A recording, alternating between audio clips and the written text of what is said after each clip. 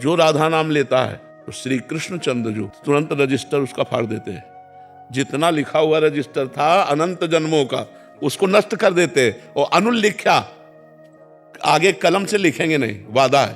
तो समस्त संतों के दर्शन का, समस्त शास्त्रों के स्वाध्याय का, समस्त तीर्थों के अवगाहन का एक ही फल है, भगवत स्मृति। कि उठते बैठते चलते फिरते हमारे हृदय की धड़कन और राधा नाम एक हो जाए। जैसे यहाँ पकड़े तो यहाँ से निकले राधा राधा, ऐसा अनुभव हो कि नाड़ी जो धड़क रही है वो कह रही राधा राधा राधा।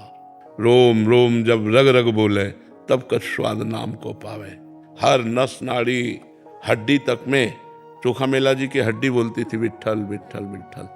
तुकाराम जी जहाँ चरण रख देते तो भूमि बोलती थी विट्ठल विट्ठल विट्ठल। जनाबाई ने जो कंडा था पे कंडा बोलते थे विट्ठल।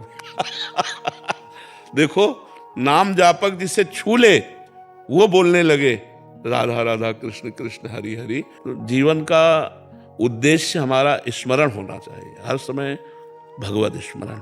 इसलिए एकांत में बैठकर रो और प्रियाजू को रिझाओ और उनसे मांगो कि आपके चरण मिल जाए।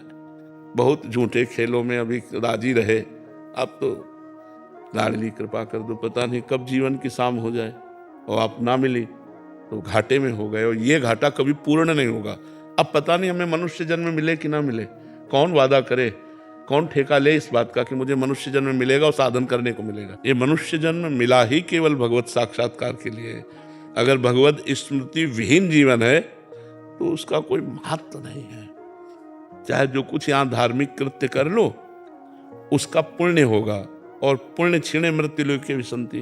फायदा क्या हुआ, एक नवीन स्वप्न बन गया, बस स्वप्न ही है स्वर्ग आदि सुखों को भोग। तो हम स्वाप्निक सुखों में नहीं, उमा कहो में अनुभव अपना, सत हरि भजन जगत सब ये सब स्वाप्निक है। यहाँ सो सब धर्म कर्म जर जाऊ, जहां न राम पद पंकज भाऊ। और यहाँ की प्रतिष्ठा के चक्कर में न पड़े, यहाँ की प्रतिष्ठा का कोई महत्व नहीं। बड़े बड़े यशस्वी मनस्वी हो गए, कौन जानता है। सब नवीन नवीन आधुनिकता में प्रपंच में फैलता चला जाता है और विस्मृति के गर्त में चला जाता है। तो निरंतर भगवत स्मृति में रहिए, इस जीवन का कोई भरोसा नहीं, कब आंख मूंद जाए।